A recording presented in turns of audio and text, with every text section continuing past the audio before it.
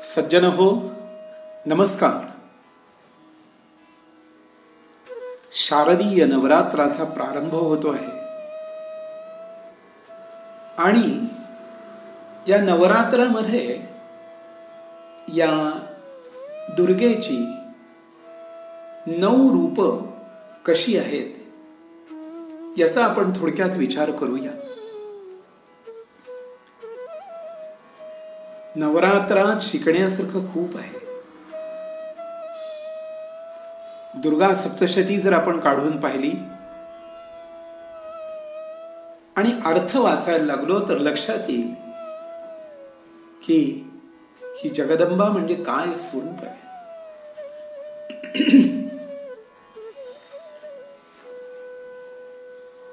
दुर्गा सप्तशतीतच हा श्लोक आलेला आहे.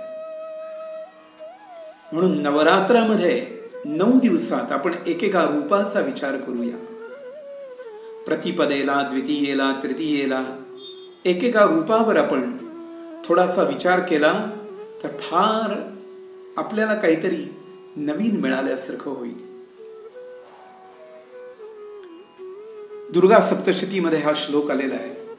प्रथमं शैलपुत्रीति, द्वितीयं ब्रह्मचारिणी, तृतीयं चंद्रघंटेति, कूष्मांडेति चतुर्थकं, पंचमं स्कंदमातेति, षष्ठं कात्यायनीति च, सप्तमं कालरात्रिश्च, महागौरीति चाष्टमं, नवमं सिद्धिरात्रि च, नवदुर्गाः प्रकीर्तिताः.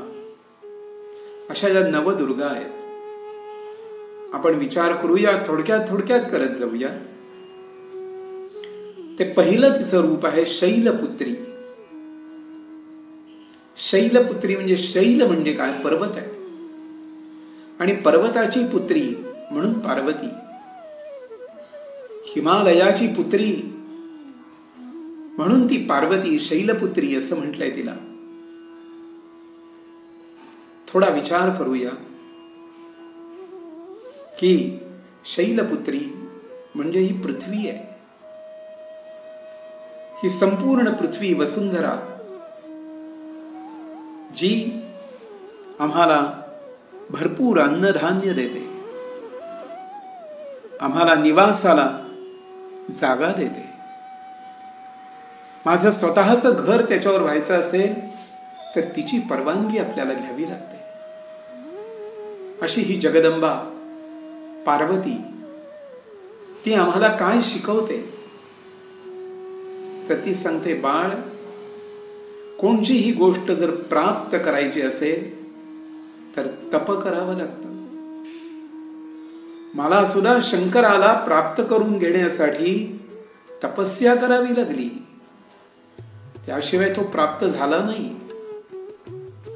म्हणून आम्ही प्रत्येकाने जगदंबा पार्वतीकडून काय शिकायचंय तर असेल हरी तर देईल खाटल्यावरी अशी गोष्ट नसते. कुठलीही गोष्ट जर मिळवायची असेल तर त्यासाठी प्रयत्न करावे लागतात. शैलपुत्री ही आम्हाला हेच शिकवते.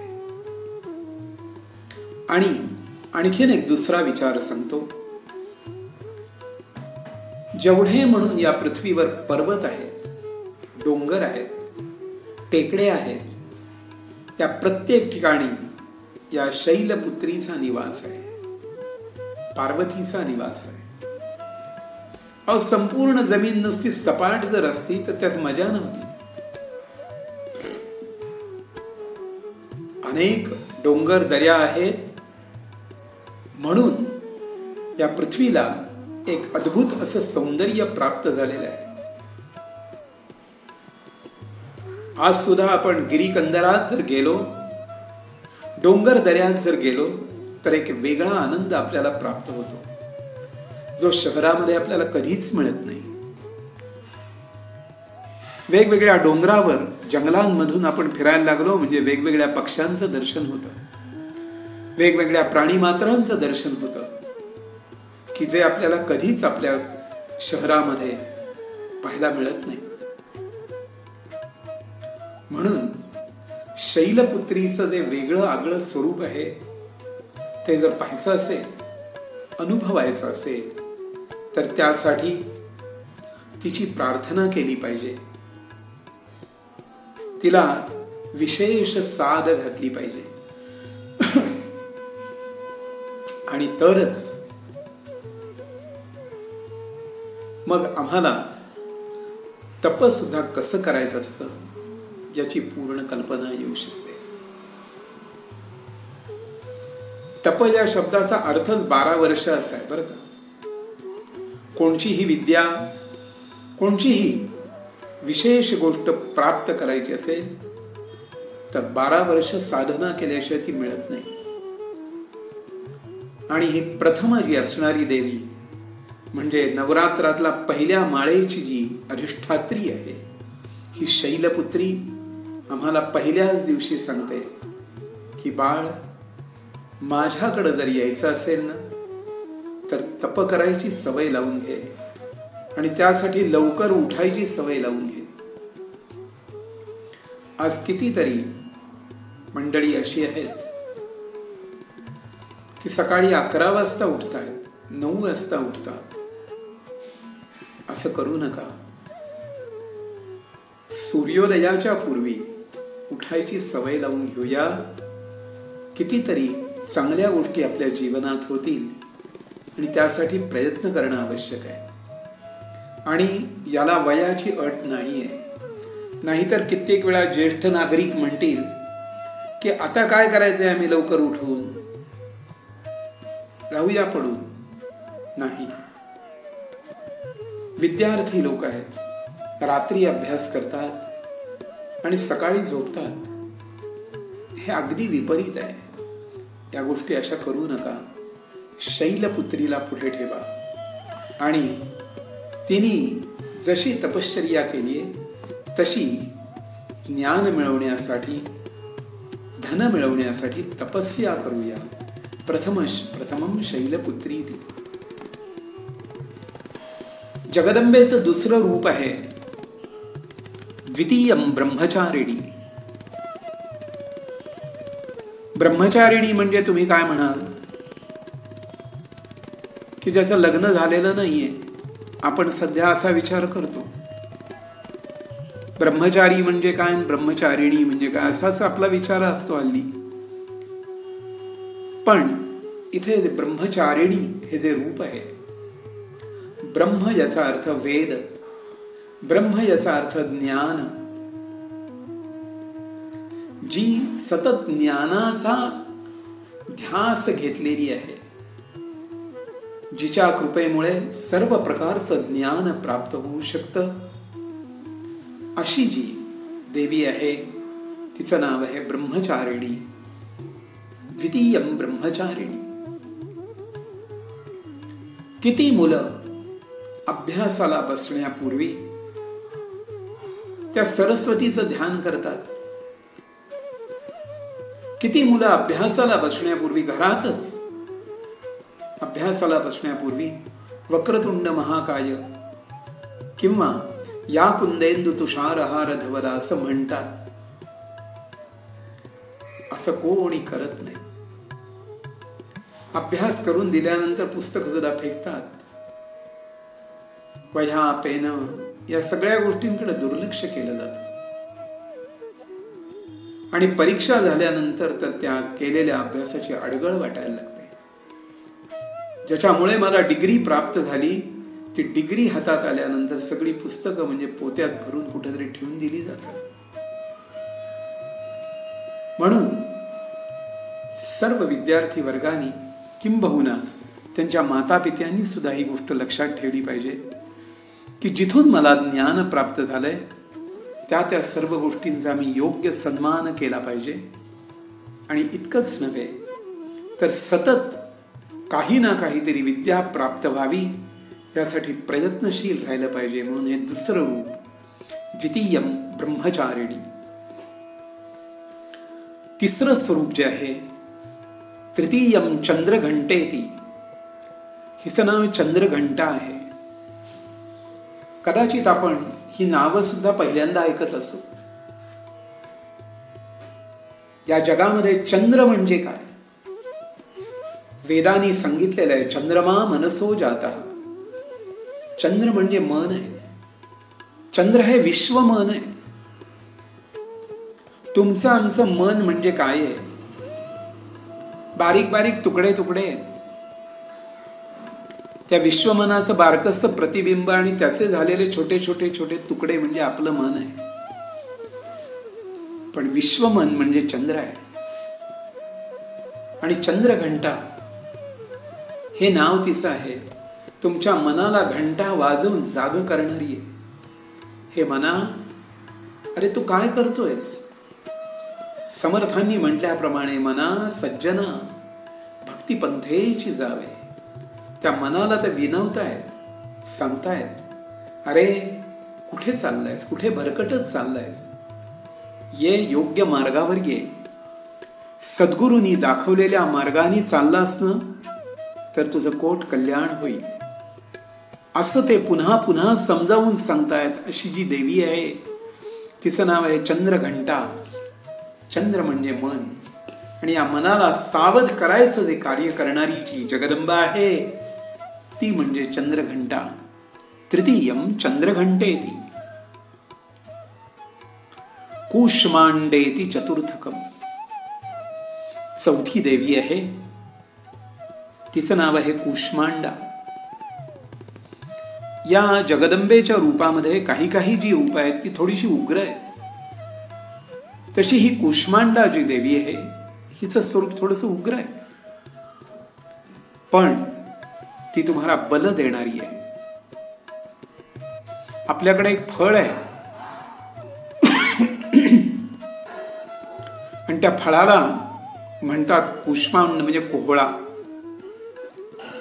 कोहळा जो असतो ना तो खूप बलदायक असतो, तुम्हाला खूप बल देईल. कूष्मांड असं म्हणतात. पण या देवीचं नावच कूष्मांड आहे. आणि ती तुम्हाला भरपूर बल देईल. जसं ज्ञान आवश्यक आहे ना तसं बलही आवश्यक आहे. शरीर जर अशक्त असेल ना आणि नुसता ज्ञानी आहे, पंडित आहे, पण शरीर चांगलं नाहीये, बलवान नाहीये, तर काही उपयोग नाही. तुमच्या अंगात बलही पाहिजे आणि तुमच्या शरीरात ज्ञानही पाहिजे. म्हणून ही कूष्मांडा जी देवी आहे, कूष्मांडे ती चतुर्थकम, ती तुम्हाला भरपूर प्रकारे बल देईल. आणि नुसतं बल देईल नाही तर बल मिळवण्यासाठी ज्या ज्या काही गोष्टी कराव्या लागतात, म्हणजेच काय, कोणी जिम मध्ये जात असतील, कोणी सूर्यनमस्कार घालत असतील, कोणी दंड बैठका करत असतील, कोणी पोहायला जात असतील, कोणी स्पोर्ट्सला काय क्रिकेट खेळायला जात असतील, आणखीन काही फुटबॉल खेळायला जात असतील. येन केन प्रकारेण तुमच्या शरीरामध्ये भरपूर बल देण्यासाठी जी देवी उपयोगी पडते तिचं नाव कूष्मांड आहे. कूष्मांडे ती चतुर्थकम. आपण नवरात्रातला विचार करतोय म्हणून चौथ्या दिवसाची ही कूष्मांडे ती चतुर्थकम. पाचवा दिवस हा ललिता पंचमीचा दिवस आहे. आणि त्याच दिवशी आणखीन एक स्वरूप आपल्या पुढे ठेवतो. पंचमम स्कंद मातेती. स्कंद म्हणजे कार्तिकेय, भगवान गणेशांचे हे थोरले बंधू, शिवपार्वतीचा ज्येष्ठ पुत्र. म्हणून जर कोणी असेल तर तो कार्तिकेय आहे. आणि कार्तिकेयाचंच एक नाव स्कंद आहे. म्हणून पंचमम स्कंद मातेती. भगवान कार्तिकेय हे कोण आहेत? तर संपूर्ण देवसैन्याचे सेनापती आहेत. देवांचे सेनापती कार्तिकेय आहेत. म्हणजे जिच्या पोटी शूर पुत्र जन्माला येतो अशी जी देवी आहे तिचं नाव स्कंद माता आहे. आपल्या घरामध्ये शूरवीर पुत्र जन्माला आला पाहिजे. छत्रपती शिवाजी महाराजांचं नाव आपण घेत असतो. छत्रपती शिवाजी महाराज की जय असं आपण म्हणत असतो. पण आपल्याला असं नाही वाटत की माझ्या घरी शिवाजी महाराज जन्माला यावे. शूरवीर उत्तम प्रजा जन्माला यावी असं जर वाटत असेल तर स्कंद मातेचं स्मरण करा. बावळट प्रजा जर जन्माला यावी वाटत असेल तर दुसरं तिसरं काहीही नाही. रोज पिझ्झे खा, इतर काहीतरी गोष्टी करत राहा आणि मग नको ती प्रजा घरात जन्माला येईल. उत्तम प्रजा जी हवी आहे की ती संपूर्ण घराला कुलदीपक अशी प्रजा जर घरात यावी वाटत असेल तर पंचमम स्कंद मातेती या स्कंद मातेचं स्मरण करा आणि 5व्या दिवशी तिला सांगा की आमच्या घरामध्ये उत्तम प्रजा येऊ दे आणि भरपूर प्रजा असू दे. निदान सरकारने सध्या घालून दिलेला काय नियम असेल 3 तरी मुलं असावीत. आता आम्ही एकावरच थांबतोय, परिणामी आमची प्रजा कमी होतीये आणि या देशात असुर वाढतायत. लक्षात ठेवा, मी जास्त विस्तार करत नाही. आपल्याला काय मला जे म्हणायचंय ते आपल्याला लक्षात आलं असेल. आपली प्रजा वाढली पाहिजे आणि ती प्रजा शूरवीर असली पाहिजे, तर हा देश हा धर्म टिकून राहू शकतो. पंचमम स्कंद मातेती 6वी जी शक्ती आहे, 6वी जी देवी आहे, हिचं नाव आहे षष्ठम कात्यायनी. तिचं कात्यायनी ही 6वं रूप आहे. 6व्या दिवसाची देवी आहे षष्ठम कात्यायनी. तिचं ही कात्यायनी कोण आहे? श्रीमद भागवतामध्ये हा उल्लेख आहे.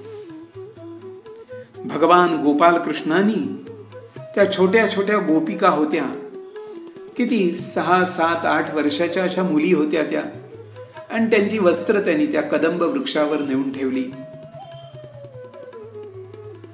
त्या सगळ्या मुली कात्यायनी व्रत करत होत्या. कात्यायनी व्रत कसं करावं याचा उल्लेख श्रीमद भागवतात दिलेला आहे. मला उत्तम पती मिळावा म्हणून हे कात्यायनी व्रत केलं जातं. कात्यायनी महामाये महायोगिन्यधीश्वरी नंद गोपसुतं देवी पतिम्मे कुरुते नमः. मला भगवान गोपाल कृष्णांसारखा पती दे म्हणून हे कात्यायनी व्रत केलं जातं. त्या सगळ्या जणी करायच्या ते व्रत, पण त्या स्नानाला जायच्या त्यावेळेला विवस्त्र होऊन त्या स्नान करायच्या आणि कधीही विवस्त्र होऊन स्नान करू नये म्हणून भगवान गोपाल कृष्णांनी ते कपडे झाडावर ठेवले आणि त्यांना ते परत दिले आणि एका अटीवर सांगितलं की तुम्ही स्नानाला येताना दुसरे कपडे घेऊन या आणि विवस्त्र होऊन कधी स्नान करू नका. अशी गोष्ट भगवान गोपाल कृष्णांनी तिथं दाखवून दिलेली आहे. कात्यायनी व्रत केलं की उत्तम पती मिळतो आणि कात्यायनीची प्रार्थना केल्यानंतर उत्तम पत्नी पण मिळते. म्हणून कात्यायनी हे देवीचं जे स्वरूप आहे हे फार उत्तम आहे, मोठं आहे. आपल्या घरातली पत्नी जी आहे ती सर्व प्रकारे सुगृहिणी म्हणून असावी.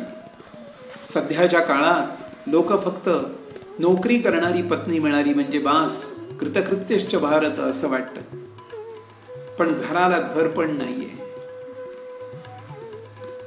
कोणी आलं गेलं तर चहा सुद्धा करता येत नाही. अशा पत्नीचा काय उपयोग आहे? म्हणून नोकरी करावी तो प्रश्न नाहीये.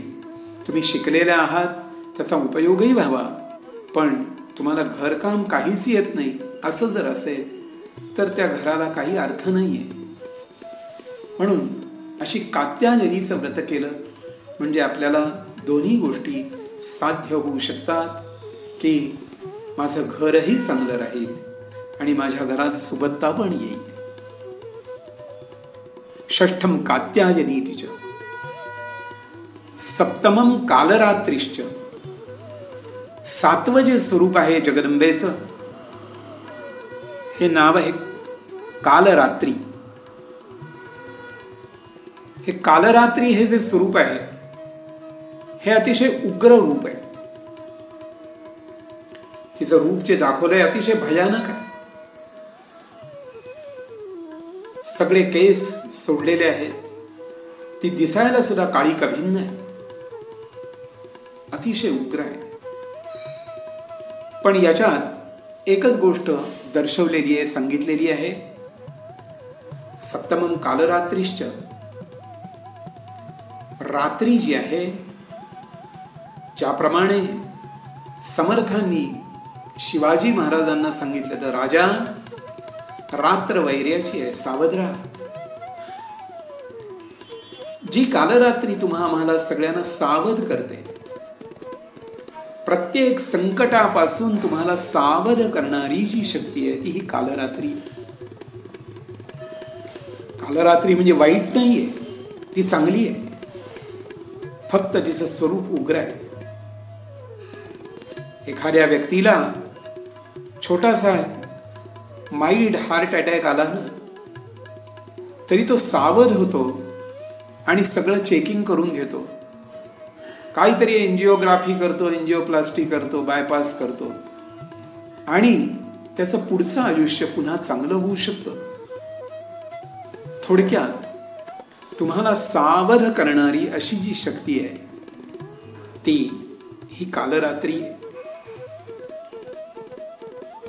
आपल्या संपूर्ण जीवनात असे अनेक प्रसंग असतात की तू इथं गेलास तर चांगला आहे आणि इथं जाऊ नको, इथं तुझा अपमान होईल, इथं जाण्याने तुझं नुकसान होईल, असं सांगणारी जी शक्ती आहे ती म्हणजे कालरात्री आहे. म्हणून या सप्तमम कालरात्रीश्च तिचं स्मरण करूया. आठवी जी शक्ती आहे तिला म्हणतात महागौरी. ती चाष्टमम, तिचं नाव महागौरी. ही कालरात्री आहे, ती काळी कभिन्न आहे दिसायला, आणि महागौरी आहे, ती गोरीपान आहे, अतिशय सुंदर आहे.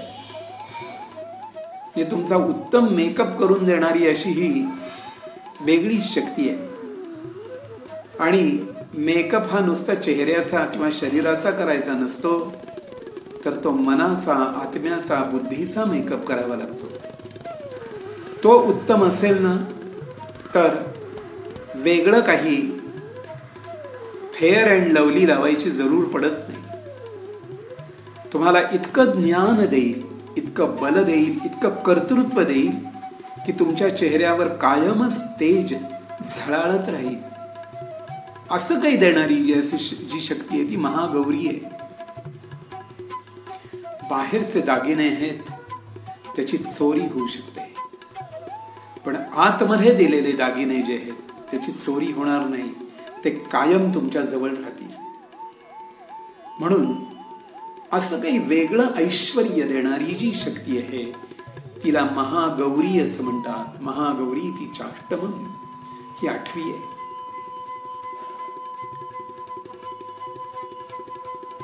आणि जगदंबेचं 9वं रूप आहे नवमम सिद्धिदात्रीच. ही 9वी जी शक्ती आहे तिचं नाव आहे सिद्धिदात्री. सिद्धी याचा अर्थ कुठले तरी जादू टोणा, काहीतरी वस्तू काढून दिली, त्याला सिद्धी म्हणत नाही. सिद्धी म्हणजे या देहाचं सोनं व्हावं, या देहाचं विमान व्हावं, म्हणजे मनुष्यत्वाकडून मुमुक्षत्वाकडे आणि मुमुक्षत्वाकडून मोक्षाकडे जायला जी मदत करते तिला सिद्धिदात्री असं म्हणतात. या सिद्धिदात्रीला कुंडलिनी शक्ती असंही म्हटलेलं आहे. आणि ती सिद्धिदात्री शक्ती एक दिवस मला त्या शिवस्वरूपाकडे घेऊन जायला मदत करेल. म्हणून नवमम सिद्धिदात्रीच नवदुर्गा प्रकीर्तिताः. अशा ज्या नवदुर्गा आहेत, या नवदुर्गांचा आपण अभ्यास करत राहूया. या नवदुर्गांची अधिकाधिक माहिती प्राप्त करून घेऊया. आता आपल्याला फक्त नवरात्र जवळ आलेलं आहे, म्हणून थोडक्यात माहिती सांगितलेली आहे. अधिकाधिक माहिती प्राप्त करून घेऊया आणि ज्ञानी होऊया, बलवान होऊया, समृद्धीने युक्त होऊया आणि त्या जगदंबेची अधिकाधिक उत्तम प्रकारे सेवा करूया. एवढीच एक अपेक्षा ठेवतो आणि आपणा सर्वांना नवरात्रीच्या अनेकानेक शुभेच्छा देतो आणि इथेच थांबतो. अंबा माता की जय.